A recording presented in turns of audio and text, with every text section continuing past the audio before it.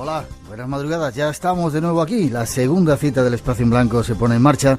Es un placer para todos nosotros compartir y juntos llenar este tiempo.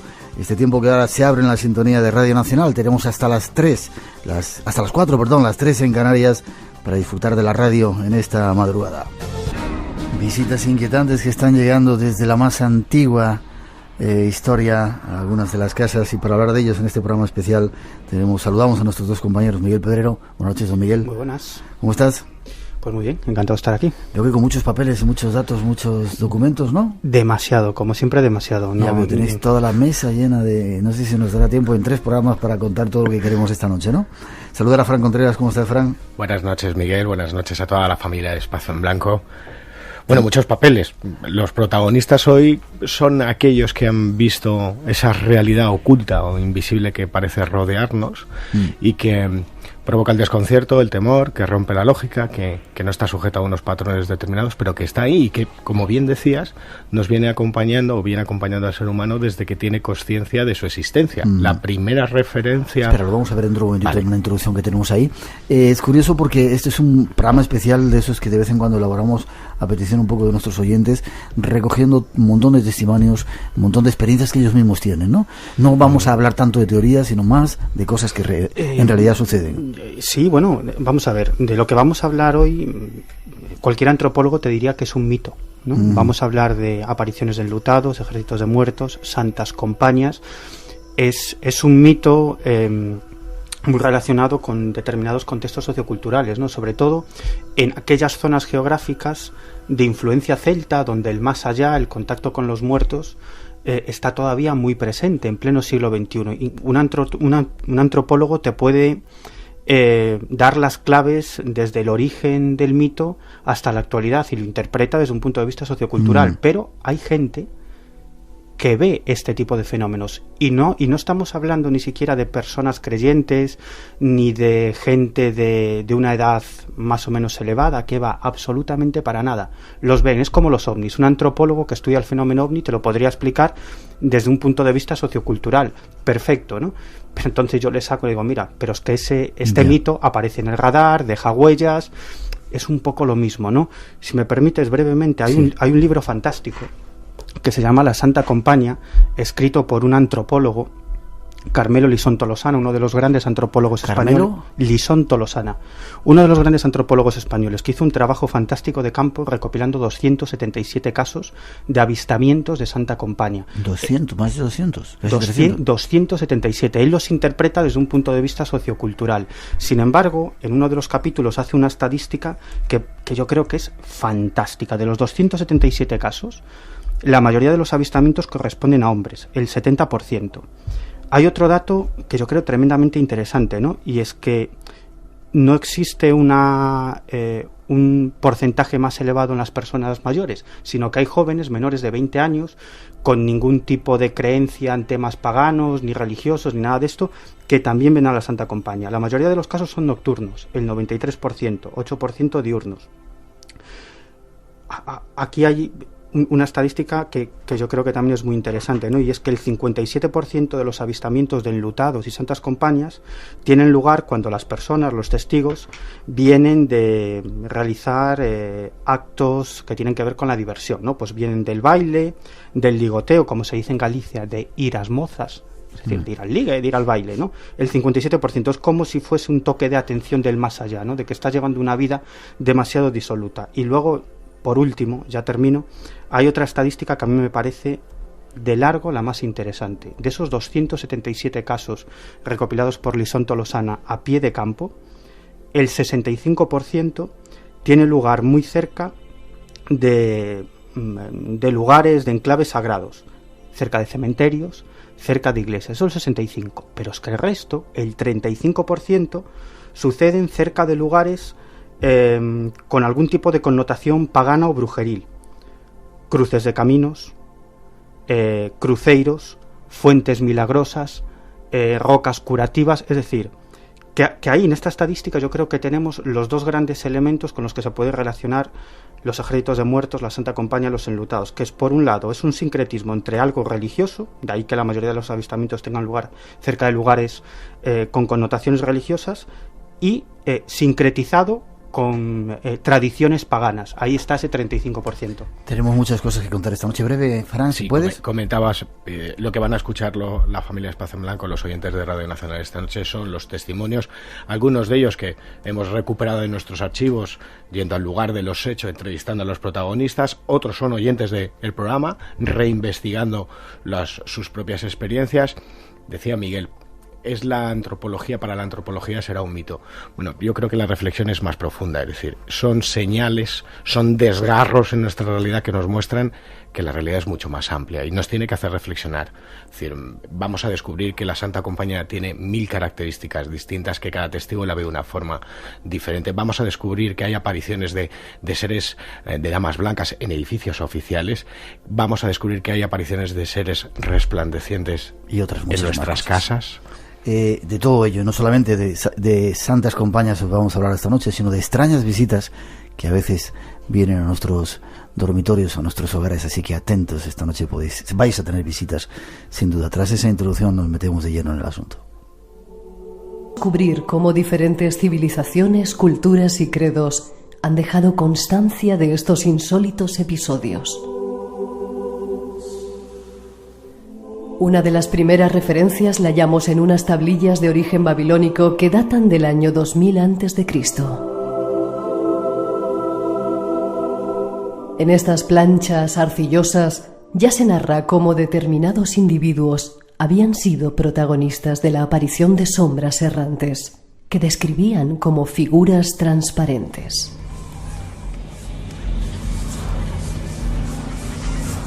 Sócrates, en el Fedón de Platón, dejó escrito en sus textos cómo las almas demasiado malvadas, al separarse de sus cuerpos, volvían siempre al lugar donde habían vivido, para vagar por sus sepulcros a modo de castigo. Incluso en las grandes religiones y sus correspondientes libros sagrados se hace mención de estas manifestaciones inexplicables. En la tradición islámica aparecen los jinns.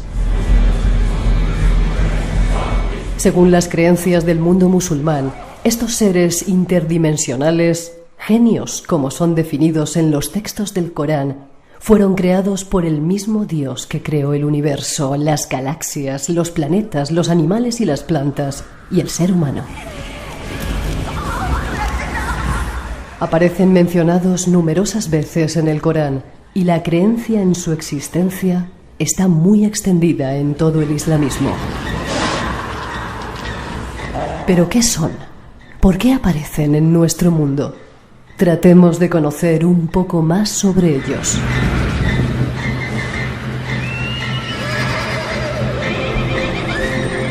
Visitas vais a tener, como decimos, esta noche.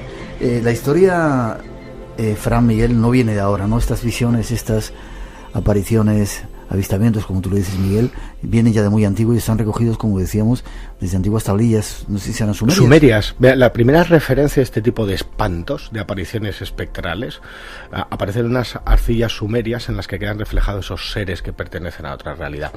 Yo creo que esa creencia o esa realidad patente está desde que el hombre prehistórico empieza a descubrir la muerte y empieza a hacerse sus primeras preguntas. Va muy relacionado a la trascendencia. Habría más. En todas las culturas tenemos esa referencia al más allá. Podemos hablar del inframundo maya, podemos hablar de la primera descripción del más allá que aparece en el libro de los muertos egipcio. Podemos hablar de los oráculos en tiempos helenísticos, el fantasma de Atenodoro, que ya se reseñaba en esa introducción, en las cartas de Plinio el Joven, concretamente en el libro octavo, carta 27. En la tradición islámica encontramos los jinn, esos los hemos podido incluso vivir, Miguel, en Petra. Ana María Vázquez, profesora de Historia Antigua de la Universidad, nos contaba alguna historia respecto a ellos. Exacto, ¿sí? Y cómo en Petra, que no deja de ser un camposanto, todo lo que vemos en Petra, actuaban esos jinn, esos seres que cabalgan entre lo diabólico y lo celestial. Es decir, las referencias a ese contacto con el más allá las encontramos a lo largo del tiempo en todas las culturas, en todos los credos, incluso en la Biblia. Fíjate, sí, quizás para concretar un poco más de dónde procede esa creencia, esa tradición de las procesiones de ánimas, ¿no? Lo que ha dado lugar a las Santas Compañías, porque la Santa Compañía es el nombre con el que se conoce a esa procesión de ánimas en un lugar geográfico concreto, en el noroeste peninsular, pero en otras zonas del planeta se conoce... Y en otras zonas del país, de España. Bueno, del país, sí, hay muchísimos nombres, ¿no? Muchísimos nombres. Y en otras zonas del planeta también. Bueno, probablemente es una tradición, al menos que se sepa, de origen germánico, de hace unos 2.000, 3.000 años aproximadamente. Viene de una tradición, como te digo, antiquísima, y tiene que ver con un dios llamado Tiwat. Era el dios de las batallas, que luego dio lugar al nacimiento del famoso Wotan. Pero en este caso Wotan ya no solamente era un rey vinculado a la guerra, a la batalla de los pueblos nórdicos, sino que en este caso se encargaba de llevar a los espíritus de los guerreros fallecidos en batalla al más allá, ¿no? Ya tenemos... el primer indicio de esa procesión era Wotan, que llevaba a los caídos en batalla, a los espíritus de caídos en batalla, al más allá. Luego Wotan dio lugar a Odín, y cuando el cristianismo llega a lo que es la vieja Europa, a lo que es el mundo occidental, se dedica a cristianizar todas esas tradiciones, ¿no? Entonces, esa vinculación de los dioses paganos con el demonio, que es una forma fantástica para acabar con esas tradiciones antiguas, pues vinculaba a Odín al demonio. En este caso era el demonio el que llevaba a las almas de los condenados al infierno. Sin embargo, fíjate, tenemos pistas de esta tradición en el siglo X, en el siglo XI, sacerdotes que cuentan que ven esa procesión de ánimas, pero tal... como estaba estructurada socialmente en el momento, es decir, era el demonio el que llevaba a hombres y mujeres que se habían portado mal, iban de cara al infierno. Pero en el siglo XIII surge en el orbe cristiano un nuevo dogma, que es el dogma del purgatorio. Es decir, cuando no has sido un poquito malo, pero no demasiado, vas al purgatorio, pagas durante un tiempo, como una especie de pena, y luego ya vas al cielo, ¿no? Y en este caso ya no era el demonio el que llevaba a los condenados al infierno, sino que eran las almas del purgatorio, que iban hacia el purgatorio, y ya no tanto dirigidas por el demonio, sino que en este caso era una procesión de ánimas llevado pues por algún espíritu benefactor, estaba ordenado por el propio Dios. Es decir, ahí tenemos eso. En muchas ocasiones esas ánimas, ¿por qué aparecen en determinados lugares, cerca de pueblos, en caminos, en corredoiras, ¿no? Que es como se le llama a esos caminos estrechos de campo en Galicia? ¿Por qué? Porque claro, al ser ánimas de purgatorio, lo que hacen es ir a sus antiguas casas a despedirse. Se van al purgatorio, pero luego irán al cielo, ¿no? Es decir, que se puede seguir la tradición desde hace unos 2.000, 3.000 años, tradición germánica, hasta llegar a los campos de Castilla, Galicia, Irlanda, Escocia, etcétera, etcétera. Y que ha ido variando con sus diferentes características. Las ánimas se presentan por dos razones. Una, advertir; otra, castigar. Y ellas son la frontera, a día de hoy, en nuestros conceptos del siglo XX, siglo XXI, las puertas a ese otro lado. Son los anunciadores. Ya, pero siempre las ánimas se presentan en grupo, o hay no tiene por qué. Enlutados, hay gente que va sola. Ahora vamos a escuchar testimonios bastante interesantes, sobre todo porque traemos el último caso de encuentro con Santa Compaña, ocurrido hace 6 años, en el 2007. No es fácil que nadie te cuente estas experiencias, nada fácil. Hay un rubor, un miedo al qué dirán, y cada uno te lo cuenta de una forma diferente. Lo más asombroso es que el fenómeno existe, y que nosotros, o el testigo, lo va reinterpretando, incluso en algunos casos va añadiendo detalles, luego lo vamos a ver con un caso muy concreto, a lo que ven, pero está ahí. Es algo que no se puede medir, que no se puede tocar, pero que incluso deja evidencias físicas. Rápido. Febrero de 1995, Miguel Ángel Portillo, estación La Cañada, en Ávila. Eran las 10 de la noche cuando él estaba preparándose la cena, estaba en su turno de guardia, escucha los ladridos de su perro, sale, empieza a notar un silencio neutro, silencio seguro, característico antes de cualquier tipo de aparición, clave, es como una irrealidad, todos te dicen ese tipo de detalles. Silencio, luego podrá variar, antes de que silencio cero, silencio neutro, aparece una luminosidad y él lo que ve es una dama flotando como a medio metro del suelo, con una especie de vara que deja un mensaje. Bueno, cualquier persona que tuviese unas férreas creencias religiosas, en este caso cristianas, lo que está viendo es a la Virgen, mientras que cualquier persona que tuviese una serie de creencias extraterrestres, vamos a llamarlo así, entre comillas, relacionadas con el mundo ovni, te diría que está viendo una especie de humanoide, mientras que aquel que esté convencido en la existencia de las ánimas y del más allá, de la vida después de la muerte, te dirá que está viendo un fantasma. ¿Qué dejó como prueba aquello, fuera lo que fuera? Un mensaje escrito en la tierra que era una estrella de David con varias letras. Fíjate, rápidamente, has dicho dos cosas, yo creo que muy interesantes, ¿no? Primero, los testimonios que vamos a escuchar, los testimonios que hemos recopilado, pertenecen a personas que no creen, no son personas religiosas, ni creen en la existencia de la Santa Compañía, ni tienen nada que ver con movimientos paganos, religiosos, absolutamente nada. Simplemente te están contando algo que ellos vieron y que interpretan, pues bueno, desde el punto de vista de lo que tienen más cerca, ¿no? Y dicen, pues oye, a lo mejor he visto a la Santa Compañía, eso que comentaban en el pueblo cuando yo era pequeño, aunque las propias personas están diciendo, oye, pero que yo no creo en nada de esto, te estoy diciendo simplemente lo que he visto. Otra cosa importante, ese silencio, ¿no? Bueno, esto yo creo que es la clave de este fenómeno y de otros muchos. Habría otra característica, que es el descenso de temperatura. Bueno, pero aparte de eso, ese silencio, esa sensación que te cuentan muchos testigos, no solamente de avistamientos de la Santa Compañía, sino de espectros, de ovnis, de encuentros cercanos con ovnis. Yo estoy cansado de escuchar que en un momento determinado, yo procuro nunca presionar a la gente, ¿no? Sino que las cosas vayan saliendo. Te dicen, es como si hubiese entrado en otra realidad. De pronto el aire se paró. No se escuchaba absolutamente nada. Tenía la sensación de que había entrado en otra realidad. Es tanto ese avistamiento de la Santa Compañía, como de ovnis, como de espectros, como de la Virgen, de entidades sobrenaturales, se produce ese mismo fenómeno, ese factor Oz, ¿no? Es como si entraras en otro mundo, o ese otro mundo, o esas otras dimensiones, a ti, ¿no? entrasen en el nuestro, ¿no? Es decir, entonces la pregunta es, ¿estamos hablando de fenómenos diferentes o es un mismo fenómeno que toma diferentes formas dependiendo ante qué persona se presente? Seguramente al final del programa trataremos de sacar conclusiones. Esta noche vais a escuchar muchos testimonios de personas que han tenido encuentros con estos seres. Seguimos tras esa introducción y preparaos. Conéctate con nosotros. El universo del misterio te espera. Espacio en Blanco, en Radio Nacional, con Miguel Blanco. Las madrugadas del fin de semana, de 2 a 4 de la mañana, en Radio Nacional. Entra en nuestra web.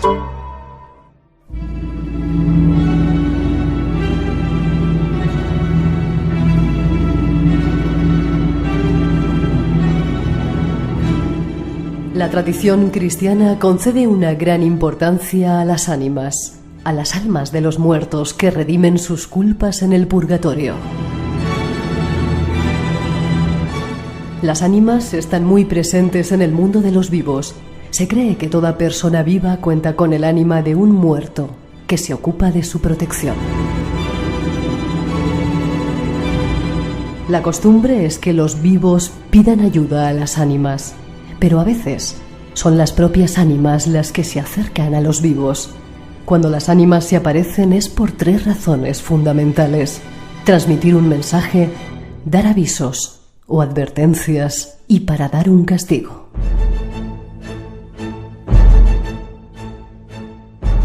Cualquiera de las 3 situaciones determina la conexión con otro mundo en nuestra realidad.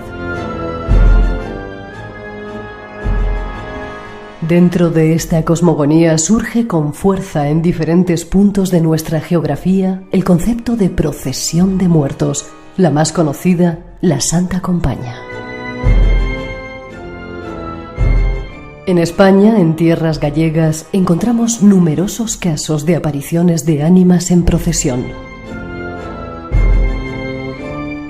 A mediados del siglo XIX, el padre Sarmiento rescató del vocabulario gallego el nombre de compaña, palabra que en origen hacía referencia a una procesión que tenía como cometido acompañar un entierro celebrado en la parroquia local.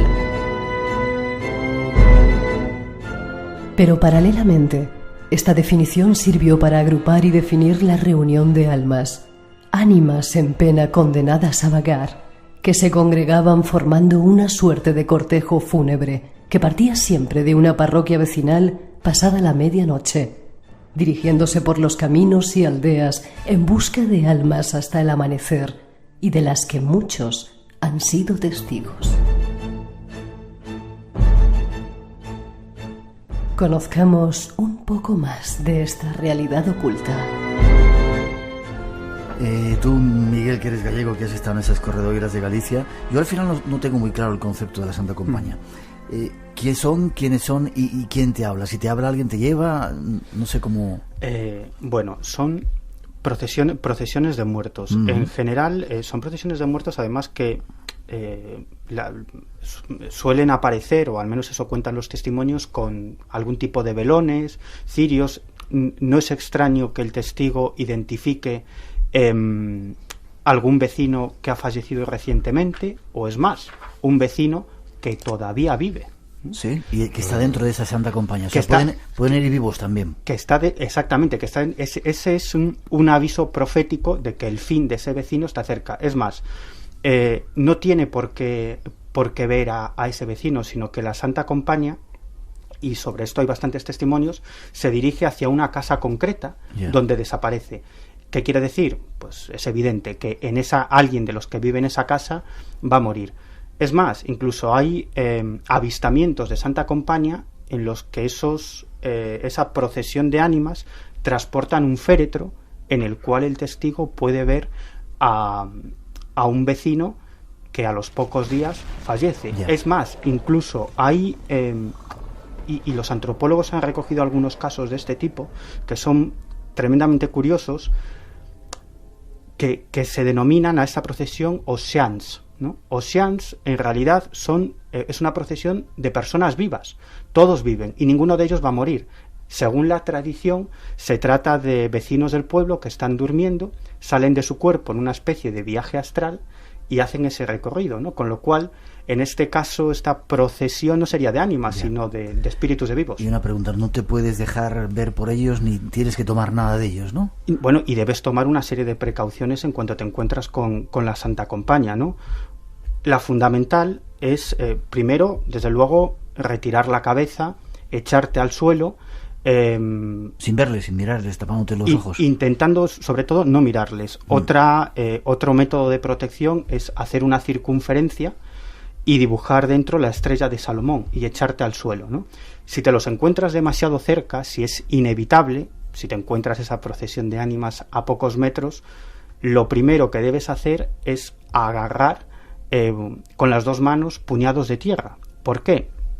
Porque esa procesión de ánimas puede entregarte un cirio o incluso un hueso de un fallecido, y desde ese momento quedas marcado. Es decir, durante todas las noches tú saldrás en esa procesión, es decir, las ánimas vendrán por ti y tú por las noches estarás condenado a vagar con ese cirio o ese hueso, que solamente te librarás cuando se lo entregues a otro incauto. Fíjate que en las aldeas gallegas, cuando hay una persona...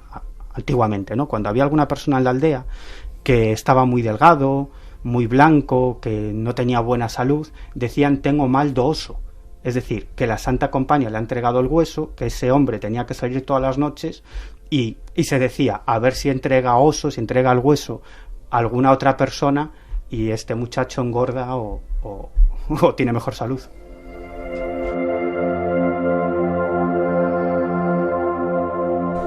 Vamos con testimonios, habéis recopilado algunos, 277 casos había en ese libro, sí. Vosotros os habéis encargado con oyentes y otro trabajo de investigación que habéis hecho, un trabajo de campo y de investigación, de hablar con gente que ha visto la Santa Compañía.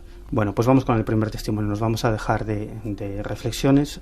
Se llama Diana y, como te decía anteriormente, no cree absolutamente en nada, no es una persona religiosa, y hace algunos años, cerca de un pueblo gallego cuyo nombre vamos a omitir por deseo expreso de esta persona, para que no la localizan, se encuentra con esa Santa Compañía, con esa procesión de ánimas. Aquel día serían entre 3 y 3 y media de la madrugada, y en esa zona había una parte que era totalmente bosque al llegar al puertecito. Llegué allí cuando di la última curva y entraba en lo que puede decirse el puerto, porque es la parte más alta de la carretera, pues yo ya vi un montón de luces en lo que es el monte, pegado a la carretera, muy cerca de la carretera. Y lo primero que pensé, digo, toma, qué raro, por aquí un viático a estas horas. Y cuando me acerco, mi asombro fue que todos eran frailes, con el capuchón echado. Paré el coche y quedaba muy cerca de ellos, los veía perfectamente. Y iban con unos velones enormes que le llegaban, o sea, a la altura de la boca, pero las caras yo nunca se las llegué a ver. Yo veía los frailes vestidos de negro y pensé, ¿y qué hacen todos estos frailes aquí con estos velones? ¿Cómo cuántos frailes podía haber? Pues como mínimo 10 de cada lado, todos como iguales y en dos filas. Y entonces digo, ¿cómo? Si por aquí no hay frailes de negro, ¿qué es esto? Y entonces digo, Dios mío, la Santa Compañía, y empecé a gritar, Ángel de la Guarda, Ángel de la Guarda, Ángel de la Guarda, no me dejes. Pisé el acelerador, salí como una bala, no me atrevía ni a mirar por el espejo retrovisor por si me estaban siguiendo y me cogían. En 7 minutos estaba en mi pueblo, que está de allí como a, vamos a ver, 15, 17 kilómetros. Testimonios recogidos al pie de Galicia, de esa Galicia mágica y profunda, ¿no? Y la emoción de esta mujer que los vio. Era Diana y nos contaba, podemos decir no los lugares exactos, pero sí la zona. Galicia, vamos a decir que era Galicia. Bueno, se llamaba Diana y así la vio entre las 2 y las 3 de la madrugada. El caso que viene a continuación, el de María, es también bastante curioso, sobre todo porque ella a día de hoy le sigue dando vueltas a qué es lo que ocurrió. Y ocurrió en el 2007, en agosto, también entre las 2 y las 3 de la mañana, iba por una carretera, vamos a decir, de cerca de Berín, y de repente paró un momento porque tenía un momento de necesidad, buscó un hueco con el coche y así empezó su experiencia. Vamos a escucharla. Paré muy cerquita de la iluminación de un pueblo y había un camino que se metía hacia arriba, hacia el monte, y me pareció buen sitio para parar allí. Y bueno, en esto yo estaba allí resguardada, que no me veía nadie, aunque pasaran por la vía principal, y vi venir un grupo de gente. Y delante del grupo de gente venían 3 capuchones blancos. Y el resto de la gente que iba detrás era gente pues muy sencilla de aldea, pues con sus boinas, con sus chaquetas de pana, y que quizás iban demasiado abrigados también para la época que era, pero bueno, yo en eso en el momento no reparé tampoco. La imagen que me quedó fue eso, 3 encapuchados delante y un grupo, pero igual de unas 20 personas. Se les veía perfectamente, eran nítidos de todo, no veías pasar nada a través de ellos ni nada. Yo solamente, para mí era gente normal hasta el momento que dije, tanta gente no se oye caminar y están tan cerca. Y ahí fue cuando miré mejor y vi que no se apoyaban en el suelo para caminar. Yo le podía ver los zapatos a la gente, simplemente que no iban, levantaban como una cuarta y algo del suelo. Era gente sobre 65 para arriba, no era gente joven. Para mí no era gente familiar ninguno, no eran caras familiares. No hablaban entre sí, no se sentía nada. Y llevaban un aspecto serio todos. Y bueno, salí corriendo hacia el coche, no miré hacia atrás y lo que sentí fue pánico. El pánico de quedarme bloqueada y no ser capaz ni de abrir la puerta ni nada. Arranqué, no miré ni por los retrovisores, era de noche, ya no recordaba bien ni por qué pista había entrado hacia aquel pueblo. Yo continué y según iba me pareció ver como una iglesia antigua con un cementerio en medio del monte. Y yo lo asocié al pánico que llevaba en ese momento y dije, bueno, ya veo alucinaciones. Y bueno, me fui para casa con una sensación de pánico. Otro de los testimonios recogidos a pie de obra. ¿Era joven la muchacha? Sí, es joven. Y todavía falta un corte más con historias sorprendentes. Bueno, ya vio Ostea, Oeste, Esta Antigua, Estadiña, Estadea, Compañota Mala, Compañía Santa. Todos estos nombres recibe la Santa Compañía.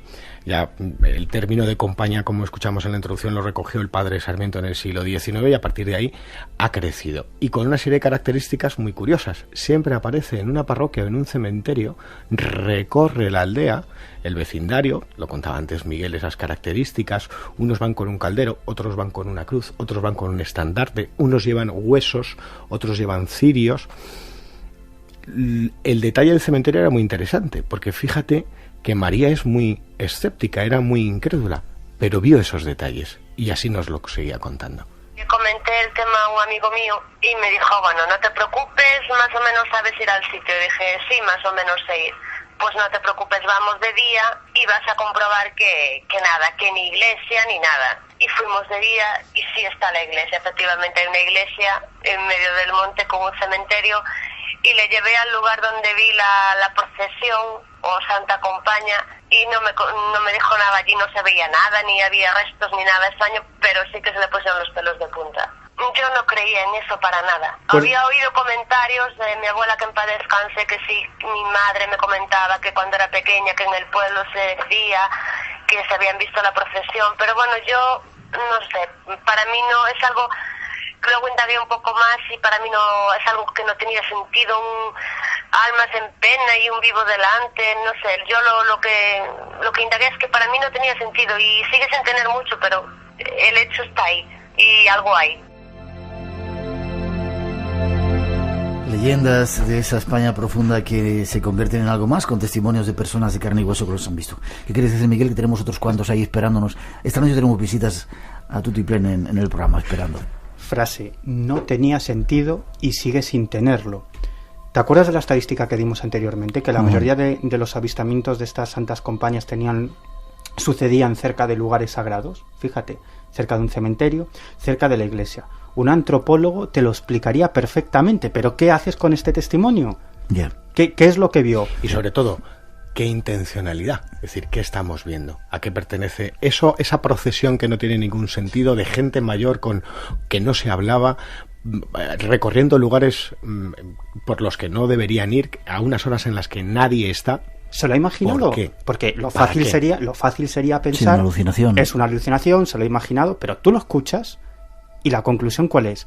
No da la impresión de que se lo haya imaginado, es que no le ha pasado ninguna otra cosa extraña en su vida. Te está contando simplemente lo que ha visto. Y es más, todos los testimonios, Miguel, todos hay que agradecerles su valentía y su honestidad, porque todas las personas que esta noche van a hablar tienen más que perder que ganar. Ninguna busca ningún tipo de fin. Por si acaso, antes de dejar la Santa Compañía e irnos a otras visitas que llegan ahí, forma de protegerse de ellos, has dicho, coger, si nos encontramos ya inevitablemente delante de ellos, arena, tierra en las dos manos. Efectivamente, para que de ningún modo te introduzcan en la mano ese hueso o ese cirio. Y curioso, si olemos a cera, ya hay que ir cogiendo carretera. El olor a cera es una de las características antes de que aparezca esa procesión de muertos, que curiosamente es una de las grandes supersticiones dentro del mundo del toreo. Cuando los toreros huelen a cera, sí, hay muerte. Cera, ese silencio blanco, silencio estremecedor y una bajada de temperatura son lo que anuncian muchas veces la presencia de esas visitas. Tras esa introducción, os presentamos algunos más. Es que estas visiones de esas extrañas procesiones no solamente se dan en Galicia, sino que se dan en más partes de España y del mundo. Vamos a centrarnos en nuestro país, ¿verdad? Sí, incluso se tiende a pensar que la Santa Compañía se identifica esa procesión de ánimas mucho con Galicia, y no es verdad. Hay muchísimos casos y una tradición también muy importante en tierras extremeñas, en tierras castellanas. Es decir, de hecho allí nos vamos, a las Urdes. Tú fíjate, son tradiciones, quizás por lo aislado de determinadas zonas, por lo agreste, se conservan más y todavía siguen muy vivas. Hablamos de las Urdes, de ese paraíso de misterio, esa comarca habitada desde el siglo VII a.C., 6 municipios, 5.000 habitantes, está ubicada en el cabo norte de Extremadura, son 500 kilómetros cuadrados con 5 valles, donde además de procesiones de Santa Compañía, encontramos toda una mitología muy curiosa que hace unos meses estábamos rescatando: el niño de la túnica de aceitunilla. Siempre un mismo niño que aparece precedido no solamente de ese silencio, sino de ese silencio y de un cántico. Las sombras o las pantallas de Vega de Coria, seres enlutados tremendamente altos, muy parecidos a un caso relacionado con los ovnis, como es el de Emilio, Puente de San Miguel, año 76, en Cantabria, el tío del bronce. Pero te traemos dos muestras. Vamos a escucharlo. La primera. Bueno, nos situamos en 1948, Garganta la Olla, Cáceres. Este es un caso clásico que en su momento recopiló JJ Benítez para un libro de ovnis titulado La punta del iceberg, un libro sobre encuentros con humanoides. Este caso, bueno, quizás no tenga mucho, desde luego no tiene mucho que ver con el fenómeno ovni, aunque yo creo que todos los casos están relacionados, pero en este caso, una noche de lluvia, llaman a la puerta, aparece una mujer enlutada y la persona que le abre la puerta descubre una característica física en esa mujer que bueno, lo asusta tremendamente y hace que huya de allí. Escuchamos cómo nos lo contaban hace no demasiado tiempo que estuvimos por allí recopilando casos y testimonios, dos vecinos que todavía recuerdan lo que le ocurrió al pobre José Pancho. Hablan Kika La Rojilla y Julián García. Escuchemos. Estaba eso, que estaba sentado a la lumbre en la choza y entonces se le presentó como una mujer con patas de cabra. Él decía que no le dio miedo, que estaba sentado a la lumbre. Era como una mujer con patas de cabra. Él a todo el mundo no se lo contaría, pero lo contó y el pueblo se enteró de lo que contaba. Este hombre era un hombre muy recto, era un hombre muy atrevido, era un hombre que no se le ponía nada por delante, era él y con el ganado. Estaba en la choza, en una casilla, como tenía ganado, estaba ahí. Y dice que Barruta decía, uy, qué frío tengo. Dice, pase quien sea. Tenía el hombre buena lumbre. Se pasa y era una mujer, también que toda negro. Y se sentó. Y dice, uy, qué frío, pues usted se caliente. Y dice que él venga a atizar la lumbre. Y contra más la atizaba, la lumbre no ardía. No ardía. Pero dentro de la cabaña. Dentro de la cabaña. Ella la había visto como una mujer. Cuando dice que se agacha el hombre así, atienda la lumbre, cuando la ve la pata de cabra, a la mujer, la ve las patas de cabra, y entonces dice, uy, madre mía, vaya a ser demonio al infierno. Y allí aquella noche no bajó a casa, y no sé qué le pasó, pero desde entonces el hombre cogió miedo, Ya no era como antes. Testimonios recogidos en primera persona con la voz de los protagonistas o de gente que vivió esas increíbles sensaciones en ese lugar mágico. Tenemos más testimonios esta noche, ¿no, Miguel Fran? Rápido, estamos hablando de 1948, nos lo contaba Julián García y Kika La Rojilla, de ese encuentro de Juan Pancho en la finca La Casilla con el pata de cabras. 10 años antes, en 1938, el padre de Kika La Rojilla, Teodoro Gómez, cuando volvía a casa después de trabajar con la madera, subía al castañar. Cogió la bestia y subió al castañar. Cuando subía al castañar tuvo un encuentro con algo que nunca olvidó y que no han olvidado ninguno de los vecinos de Garganta a la Olla. Cogió el animal, se encontró con un ser enlutado por el camino, creía que era una vecina y al llegar a una fuente desapareció. Pero mejor que yo, que te lo cuente Kika La Rojilla. Cuando llegó a la fuente y pararse la bestia a beber y dice, ay, me voy, esto no me gusta, que a mí no me da miedo de nada, pero esto que yo pienso que Amalia ni mira para atrás, dice que llevaba un luto que la brillaba, toda de negro. Y dice que muy buena moza, que era altita. Alta. Y dice que iba muy bien. Cuando dice que eso del canchar zapatero, al decirle la fuente, que está muy cerca de ese canchar que decimos de la fuente, dice, yo me voy para abajo. Yo esto no me gusta, que a mí no me da miedo, tanto como anda de noche con ganado y con todo, y yo esto no me gusta, esto no estoy Amalia. Pues entonces dice, hacha lo que el Señor quiera. Dice, la Virgen me acompañe. Y al decir eso, dice que no la volvió a ver. Desapareció, no la volvió a ver. Y él tenía miedo a subir a los castañares, que como te digo, que en la vereda va por el medio, y un castañar a un lado y otro, que como era estrechito, dice, yo lo que tenía miedo, dice, es que me fuera hasta la mano, porque claro, como hay tantos árboles, y era de noche, pues claro, andaba a paso listo, como ella, pero dice mi padre que contó lo que cantaba, la bestialista, que contó, dice, pues allá a la cuesta de la Tortiñosa, ahí la alcanzo, pero tampoco. Que andaba, que dice que no la daba, que no la alcanzaba y ya está. Luego, ya te digo, al decir eso, allí aquella fuente, pues se paró la bestia a beber, da la vuelta a la bestia para que se viera para abajo, y él dice, hoy como, voy a por las castañas, sea lo que el Señor quiera, dice, la Virgen me acompañe. Y dice que al dar un cachín de vuelta, que está el canchal, dice que allí la vio y luego ya no la volvió a ver. Luego él ya las castañas, es que no volvió de noche ir a por ellas, no. Él ya a estas horas ya estaba con las castañas en casa. ¿Os imagináis andar por la noche o al atardecer en esos lugares perdidos de España? Desgraciadamente nosotros vivimos demasiado en la ciudad, estamos encerrados, ¿no? Y que te echen mano, que alguien te pueda echar mano, qué miedo debe ser eso, debe dar. Y sobre todo con la valentía, Estamos hablando de gente que no le tenía miedo a nada, que sabía perfectamente distinguir todos los sonidos de la naturaleza. Nosotros somos incapaces, nos moriríamos de miedo. Que le echaban valor, que eran valientes. ¿Qué debió ver? ¿A qué se enfrentó para que al castañar no volviera a ir más por la noche. Nos vamos no sé si quieres decir algo, cambiamos de escenario. Sí, fíjate, en estos dos testimonios, de Kika La Rojilla, Julián García, alguien podría pensar, bueno, son testimonios más etnográficos, más folclóricos, ¿no? Sin embargo, son muy similares a los dos testimonios que hemos escuchado anteriormente, que son de personas que viven en ciudad, que no creen en nada de esto.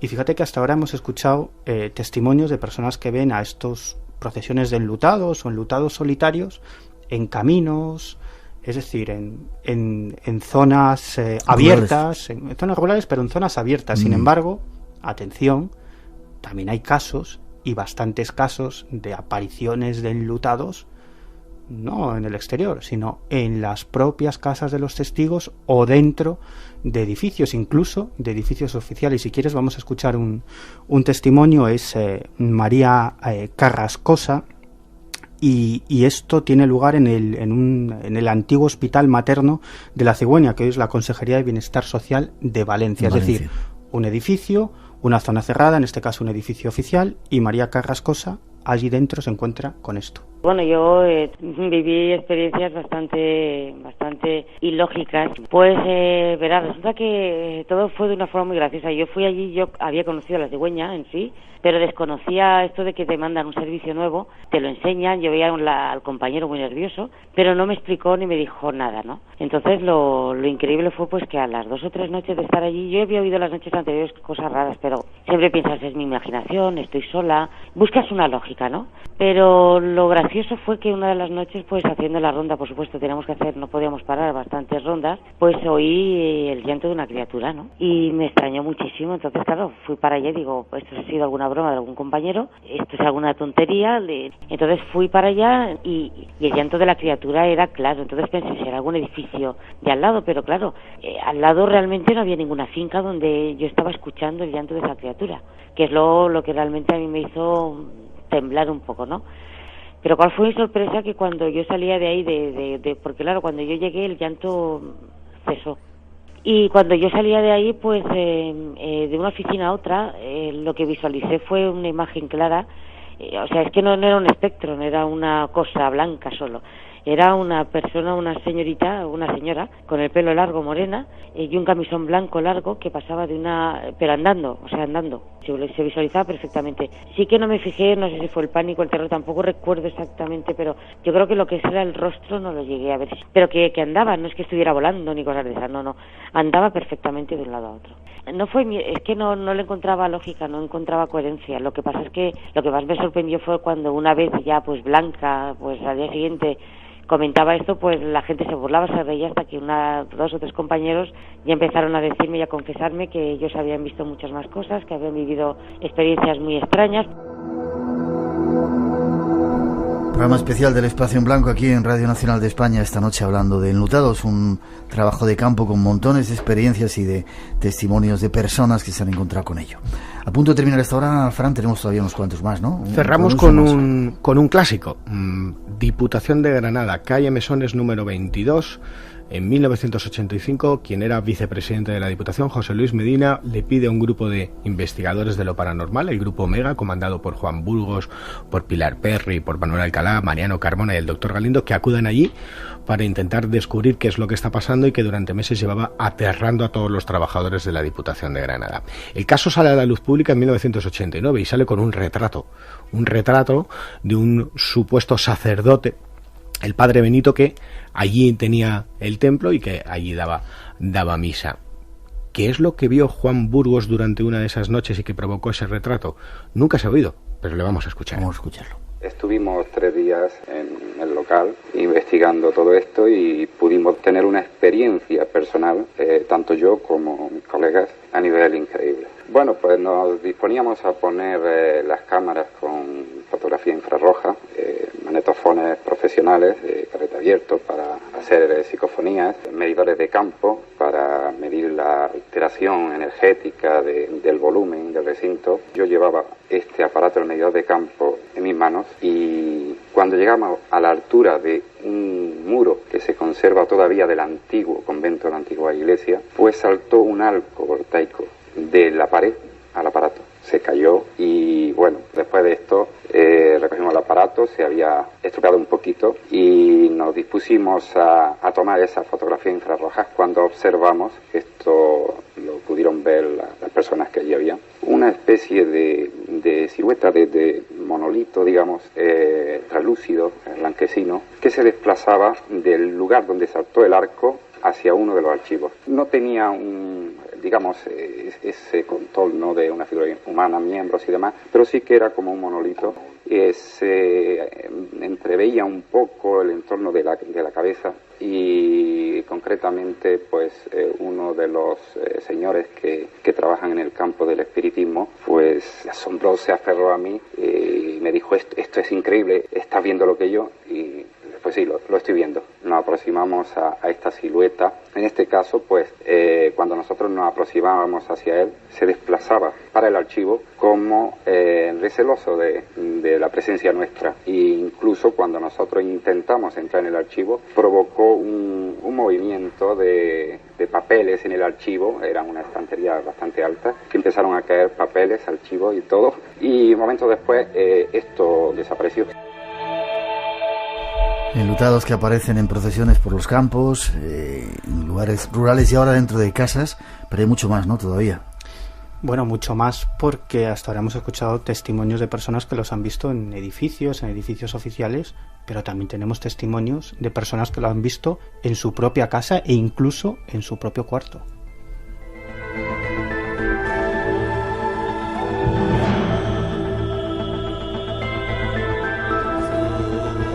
Tenemos que hacer una mínima pausa para las noticias. Llegan los servicios informativos de las 3.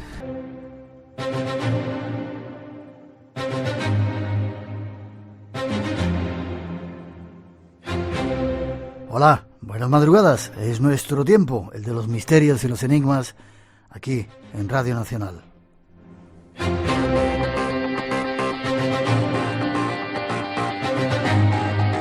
Que comenzamos desde el estudio 210 de la Casa de la Radio, con los saludos de todo el equipo que se encarga esta semana de realizar el programa.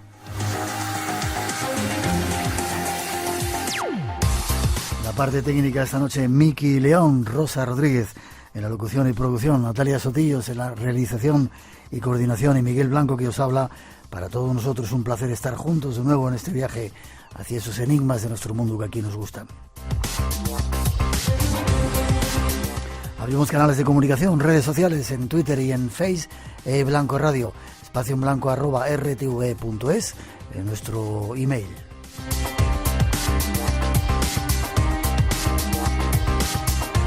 Y vamos ya sin perder más tiempo con un avance de los temas que nos esperan esta noche en este programa especial, ya veréis.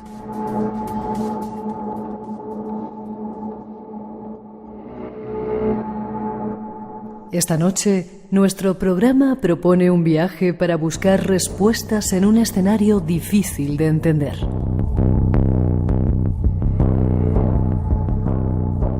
Nos referimos a la geopolítica, a los acontecimientos que se esconden tras la realidad. ¿Somos marionetas del poder? ¿Existe un gobierno oculto?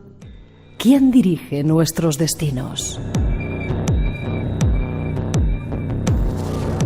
A estas y otras preguntas vamos a intentar responder de la mano de un invitado muy especial. Un coronel especialista en contrainteligencia y analista internacional. Será muy revelador lo que vamos a descubrir en su compañía. Y habrá más. Disponte, el espacio en blanco se abre ante nuevos misterios.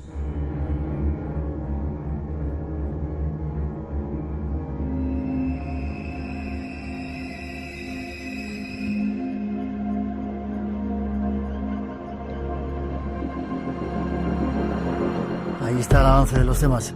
La recomendación, como siempre, no os lo perdáis. Y vamos a dar paso a este primer tiempo que nos visita un experto en geopolítica, analista también. Junto a él vamos a tratar temas de actualidad que sí que dan miedo de verdad. Con ello os dejamos y atentos, hay muchas claves para este tiempo que estamos viviendo.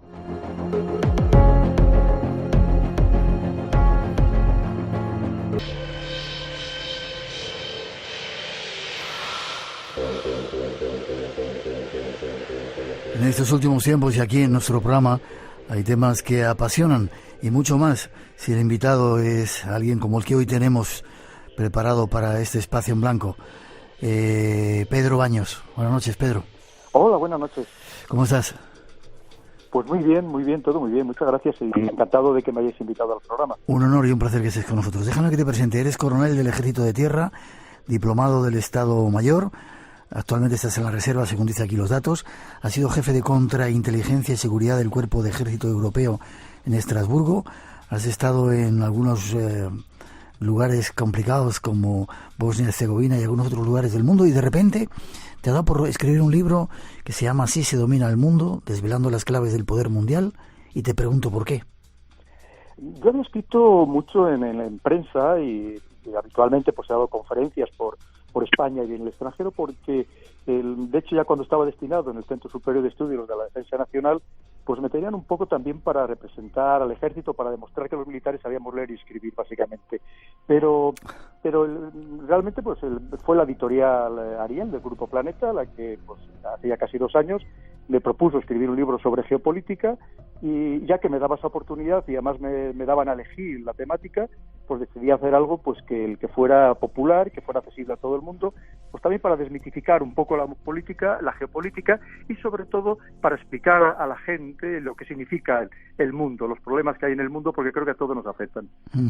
Y nadie con tanta categoría como tú para poder contarlo, y sobre todo para demostrar que eso, lo que decías, ¿no? Que hay gente de mucho nivel en el ejército. No te critican tus compañeros porque de repente les descubras algunos de los secretos o cómo se mueve esta historia. Bueno, hay que pensar que dentro de hacer algo tremendamente ilustrativo y también que sea un poco de libro denuncia, obviamente hay información a la que he tenido acceso clasificada durante los desempeños del que he tenido, algunos de mucha responsabilidad, el que jamás podré desvelar, obviamente, ¿no? Lo que pasa es que sí que es verdad que he intentado pues estar un poco en el filo de la navaja para procurar que la gente pues supiera los entresijos de cómo nos manejan, de cómo nos llevan a conflictos. En fin, digamos que he intentado buscar un equilibrio entre una prudencia de vida que siempre los que hemos trabajado en inteligencia hemos de tener, pasen los años que pasen, y al mismo tiempo pues hacer algo realmente atractivo y sobre todo también didáctico para el público. Este es nuestro invitado esta noche, Pedro Baños, coronel del Ejército de Tierra, y con él vamos a tratar de desentrañar quién domina el mundo.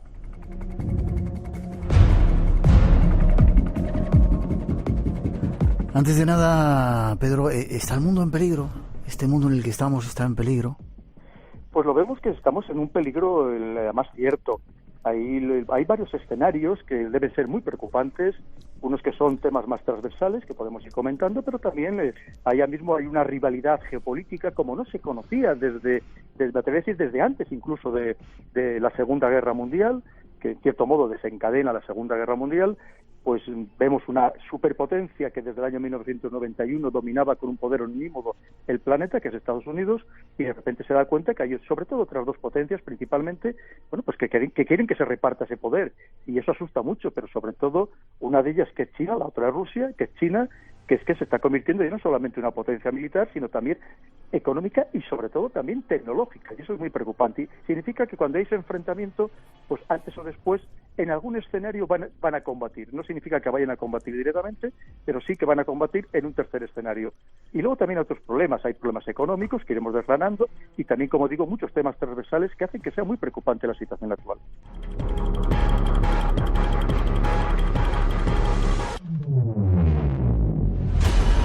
A veces lo contamos en el programa y suena un poco a conspiranoico, pero que lo diga alguien como tú, que ha trabajado en contrainteligencia y todo eso, ponen los pelos de punta.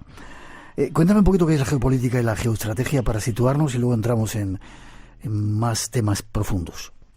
Originariamente, estamos hablando de finales del siglo XIX, la geopolítica era la política internacional relacionada con la geografía, para explicarlo de una manera sencilla. Pero hoy esa geopolítica que podríamos poner con una G con minúscula, hay que elevarla a mayúscula, y estamos hablando de un geopoder que intenta dominar completamente todo el planeta. Es decir, una política internacional mucho más agresiva, una capacidad de influencia que también permite la tecnología, como nunca se había conocido, y que trata de imponerse en todo el mundo. Y por otro lado, lo que sería la geoestrategia sería el cómo se va a aplicar esa geopolítica, el qué y el para qué, de esa manera, con qué elementos, con qué instrumentos y con qué metodología se va a emplear para dominar el mundo. La tecnología está cambiando evidentemente el mundo, ¿no? También el mundo de la geopolítica y de la geoestrategia. Absolutamente. Ahí simplemente vemos que uno de los instrumentos que se ha empleado tradicionalmente, que es el control de las masas a través de la manipulación mediática y psicológica, hoy en día se realiza de modo instantáneo con todos estos instrumentos tecnológicos que nos rodean, que ya son parte integrante de nuestra vida. Leía recientemente una encuesta que decía que había gente que prefería perder un brazo a perder el móvil, o sea, para que nos demos cuenta de lo que significa la tecnología.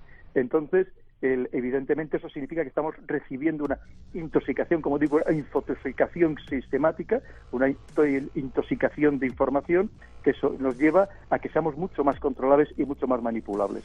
Hay medios o grupos que se dedican exactamente a eso, ¿no? Hemos estado últimamente recibiendo noticias con las elecciones en Cataluña, en algunos otros lugares, en los Estados Unidos incluso, que se decían que había grupos que se dedicaban a sacar noticias para intoxicar a la opinión pública. Hay miles de personas que tienen las grandes potencias dedicados a labores de influencia.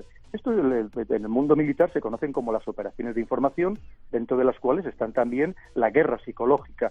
Esto ha sido algo que se ha empleado tradicionalmente por los ejércitos y, como digo, hoy en día pues esta tecnología permite que estas operaciones de información se realicen a escala planetaria. Y sin lugar a dudas, dentro de esa rivalidad que antes comentábamos, geopolítica, uno de los escenarios donde se bate también es en el ciberespacio y, por lo tanto, ese ciberespacio es utilizado para esta manipulación mediática. Vale. ¿Y los medios de comunicación también nos engañan? ¿O quién controla esos medios de comunicación que están dando directrices interesadas, quizá, no?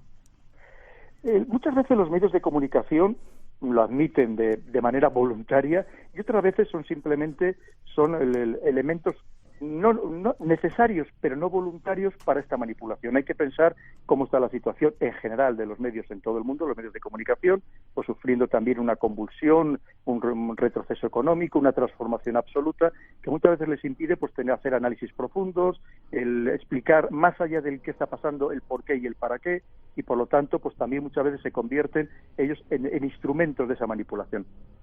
Y hay gente como tú que se dedica a estudiar y ver las posiciones de los determinados grupos, el poder, de la expresión, por aquí y por allá, para tratar de analizar y buscar soluciones. Los hay. Lo que pasa es que las personas que nos dedicamos a esto, a hacer análisis de inteligencia, muchas veces cuando elevamos esos informes a los líderes políticos no siempre te hacen caso, porque como vemos, pues sobre todo en las democracias, una de las vulnerabilidades, que es una de las ventajas también, que es la alternancia en el poder, pues significa que muchas veces los políticos están más pendientes de ganar las siguientes elecciones e incluso dentro de su propio partido para mantener su puesto y su liderazgo, que de pensar un poco de modo estratégico a más largo plazo. Miente que algo queda, es una de las frases que utilizas en tu libro. ¿Esto es muy común en este mundo? Lo vemos cada vez más. A mí me hace mucha gracia ahora cuando dicen que la Unión Europea va a crear una comisión para combatir las fake news, pero si las fake news, las noticias falsas, están absolutamente difundidas incluso en el ámbito institucional. Que cualquiera que entienda un poco, vea un poco las noticias, incluso los líderes políticos difunden, en la mayoría de los casos, pues están muy condicionadas. Hoy en día hay que pensar que la información, desde que existe, en paralelo existía la desinformación, y la mentira es algo que impregna a la sociedad. Y además la mentira es un recurso recurrente en el mundo de la política, con lo cual vemos que lo de las fake news, las noticias falsas, pues va a ser imposible de combatir. Pedro, entonces somos como marionetas que nos están engañando, dándonos verdades que les interesan, manipulando, trayéndonos de acá para allá. Somos marionetas, y además muchas veces marionetas que, aunque sepamos que lo somos, que no todo el mundo es consciente de ello. Hay una frase que me gusta mucho, que el que no sabe que camina en la oscuridad jamás conocerá la luz, y hay muchos que no saben que le están caminando en ella, pero incluso hay gente que sabe que camina en la oscuridad y no tiene interés en dar la luz, porque sabe que la luz hay veces que es demasiado cegadora y es demasiado preocupante, demasiado inquietante, y hay quien prefiere hacer el avestruz, meter la cabeza bajo tierra y decir, bueno, pues que se encarguen otros de los problemas del mundo. Y yo creo que es un error, porque en el mundo globalizado en el que vivimos, absolutamente todo lo que pasa en cualquier parte del mundo nos afecta, y cada vez de un modo más inmediato. Así se domina el mundo, desvelando las claves del poder mundial esta noche con Pedro Baños. Te preguntaré luego al final si hay alguna forma de defendernos. Más información que os vamos a dar. Espacio en Blanco. Tu cita con lo desconocido. Creo que ya estamos en la Tercera Guerra Mundial, que estamos inmersos en ella y que quizás esa Tercera Guerra Mundial es el terrorismo. No sé qué opinas tú. Yo sigo pensando que la principal preocupación son los estados, son la guerra entre estados. El terrorismo, tal y como lo conocemos actualmente, en el momento actual, para Europa y para un país como España, no es una amenaza existencial, ni muchísimo menos. Hoy en día estamos, yo digo cuando me dicen, es que Estados Unidos puede llegar a entrar en guerra con Corea del Norte, digo, ya están en guerra. Pero ¿cómo se hace en la guerra? Pues además de la guerra mediática que estamos comentando, se hace la guerra económica. Estados Unidos aplica a Rusia, a sus enemigos, a Rusia, a Corea del Norte, a Irán, les aplica sanciones económicas, le impide negociar en los mercados internacionales, le bloquea las cuentas que pueda tener el exterior, a algunos de sus nacionales también le impide hacer negocios en el exterior. Eso es hacer la guerra económica y desde luego estamos inmersos en esa guerra que muchas veces puede convertirse, pasar de incruenta a cruenta o sobre todo, como digo, en terceros escenarios. Otra cosa diferente es, como digo, hablando del terrorismo, si nos referimos al terrorismo salafista yihadista, que es verdad que afecta a una parte del mundo, aunque se le ha llamado global, pero no afecta a todos los países, no es algo que sea una constante universal y además, como digo, dista mucho de ser de verdaderamente hoy por hoy un problema existencial. Ya, pero sí parece que sea como mundial, porque ocurre en Europa, ocurre en América, ocurre en África, ocurre en Asia, ¿no? Es como si esa lacra del terrorismo, del tipo que sea, está extendiéndose por todo el planeta, por todos los lugares. Aquí tenemos una visión que es una de las cosas que intento reflejar en el libro. Nosotros, los occidentales, los europeos, tenemos una visión de que todo lo que nos afecta a nosotros tiene que afectar necesariamente a todo el mundo. Y no es exactamente así. Hay que pensar los problemas que tiene México, que puede tener Venezuela, con casi 50.000 muertos al año por violencia callejera, las maras en Centroamérica. Incluso en Estados Unidos, solamente las personas que mueren por drogadicción, el año pasado están hablando de cifras de 50 o 60.000 personas, o simplemente los 25.000 muertos en Estados Unidos por armas de fuego. Vemos que hay otros problemas de violencia, me atrevo a decir, mucho más importantes. Es verdad que no tienen el eco mediático o el impacto psicológico que tiene el terrorismo, pero de ahí a que sea un problema para todo el mundo, desde luego, ni siquiera, me atrevo a decir, ni siquiera para toda Europa, porque nos afecta, es verdad, el terrorismo yihadista a una serie de países europeos, pero hay otros países del centro y del este de Europa que no están afectados por ellos.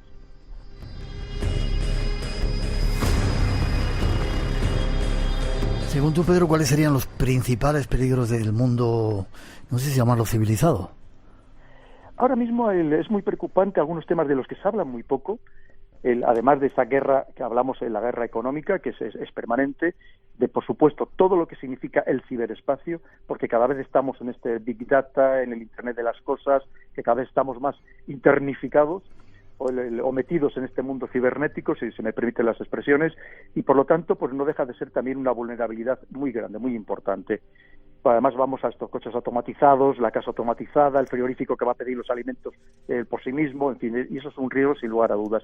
Pero luego, como digo, hay otros que podemos ir desgranando, otros problemas transversales. Estamos hablando del cambio climático, es decir, tenemos que ser conscientes de lo que eso significa, evidentemente. Si pasamos otro año de sequía terrible, como ha sido 2017, con los pantanos del norte de España absolutamente secos, desde luego vamos a tener un problema muy grave. Y eso sí que son problemas verdaderamente existenciales. Y luego también podemos abundar un poco más en ello, todo lo relacionado con la demografía, que yo creo que no se le está dando tampoco la suficiente relevancia. ¿Quieres decir que el planeta no va a poder soportar tantos miles de millones de seres viviendo en él? Eso por un lado. Hay que pensar que ya estamos en 7.500 millones de personas, además creciendo partes del mundo como es África, que duplica la población cada 20 años, que hay muy poca gente que conoce este dato. Evidentemente eso por un lado, pero por otro lado tenemos lugares como Europa donde estamos perdiendo población, la población se va envejeciendo, relacionado también con el aumento de la esperanza de vida, que también es un dato muy importante, y a todo eso hay que unirlo una urbanización que se está produciendo a pasos agigantados en todo el mundo. Hay que pensar que, por ejemplo, en China, si tiene entre 1.500 y 1.600 millones de habitantes, 1.000 millones de chinos ya viven en grandes ciudades. Eso también es un problema, porque además, en algunos casos, ciudades que no tienen la capacidad para dar los servicios sociales mínimos a todos sus habitantes, pero pasa exactamente igual que en África. Y además, eso también tenemos que unirlo con lo que comentamos antes del cambio climático. El cambio climático va a seguir generando migraciones climáticas, y además migraciones climáticas que en algunos casos van a ser de decenas o de cientos de millones de personas. Dicen que la próxima guerra podría ser por el agua, algo que en algunos momentos parece que se ha atisbado. ¿Qué crees? ¿Qué piensas? Para algunas partes del mundo lo va a ser, y de hecho ya hay la primera guerra del cambio climático, la primera guerra por el agua fue la guerra de Darfur, que hubo 300.000 muertos en Sudán. Y que poco sabemos de eso, ¿verdad? Poquísimo, porque a pesar de esos 300.000 muertos vemos, pues es parte de esa hipocresía que yo también comento en el libro, o de esa manipulación del derecho internacional en beneficio de los poderosos, y hay escenarios en los que no se ha querido intervenir, no ha habido interés, porque no había ningún interés por que se beneficiara a las grandes potencias, y no se ha intervenido. Pero ahí tuvimos efectivamente el caso de Darfur, pero como hoy en día tenemos la barbaridad que se está cometiendo en Sudán del Sur o en la República Democrática del Congo, lugares donde se cometen las mayores salvajadas todos los días y no aparecen ni siquiera en las noticias. ¿Y el agua? El agua es muy preocupante, sobre todo para algunas partes del mundo, y que nos afecta también, por supuesto, a España. Desde luego va a ser un elemento esencial, como lo corresponde, porque está relacionado íntimamente con la supervivencia humana, con los alimentos, con las tierras cultivables, y lo cierto es que ya hay grupos de capital riesgo que están invirtiendo en agua, que están invirtiendo en lugares o están reservándose en los lugares, por ejemplo, donde hay buenos acuíferos. Estamos hablando que, desde luego, sin lugar a dudas, es un bien estratégico y cada vez lo va a ser muchísimo más. ¿Qué grupos? ¿Chinos, rusos, americanos, árabes? Sí, los que dominan el mundo. Sí, además es muy curioso porque es muy interesante cuando hablamos de estos grupos. Efectivamente, tanto Arabia Saudí como China como Corea del Sur están comprando tierras cultivables allí donde pueden, porque precisamente China, con el 22% de la población mundial, apenas tiene el 7% de las tierras cultivables, tiene una gran escasez hídrica y además gran parte del agua que tiene la tiene muy contaminada, y por lo tanto está comprando o alquilando tierras en una veintena de países, en algunos casos prácticamente, me atrevo a decir, casi países enteros, porque hoy tiene que alimentar a la población. Estamos hablando de la supervivencia más básica.